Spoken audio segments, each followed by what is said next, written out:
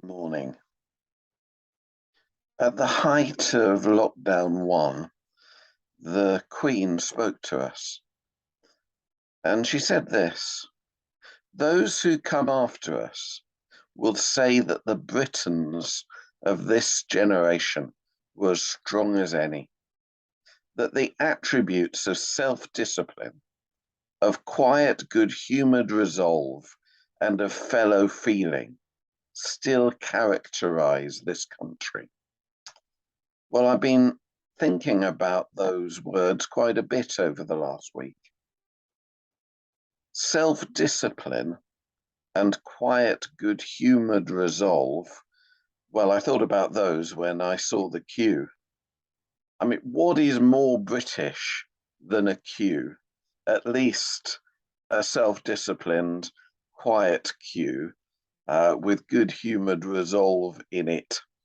I was watching my colleague David on social media as he live tweeted his progress, which I think took about 10 hours from starting the queue to Westminster Hall. I was in awe, but I recognized he was not alone. He was one of hundreds of thousands of people showing that same characteristic British self-discipline and quiet, good-humoured resolve. And then there's fellow feeling.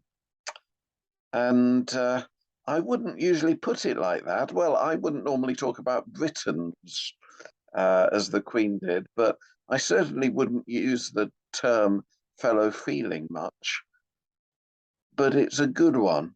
Fellow feeling means realizing that the other human beings around me are my fellows, are very much like me, are human beings worthy of my respect and my empathy and my treatment as equals. And there's a story which, if you happen to be going to church this morning, you will most likely hear, which is the story of a rich man and a poor man, which Jesus told. And the rich man puts up a barrier, a gate, a fence, a chasm between him and the poor man.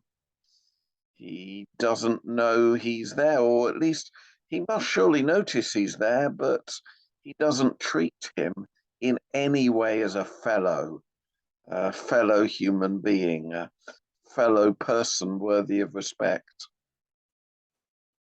And Jesus says, watch out. Because when God sets up the barrier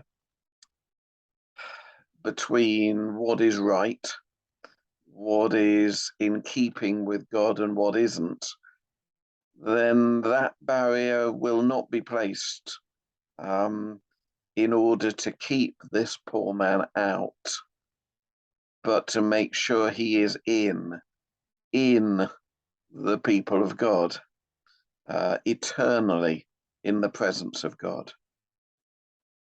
And if there's a chasm, a fence, a gate, you really don't want to be on the wrong side of that gate.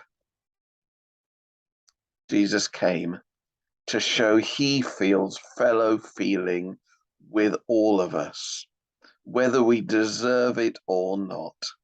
He came on our side of the fence, and he comes and he is with us today. And when we recognize he has come with us, it is that much easier to recognize others too, and to include them within our concern, within our respect, within our wallets, within our homes.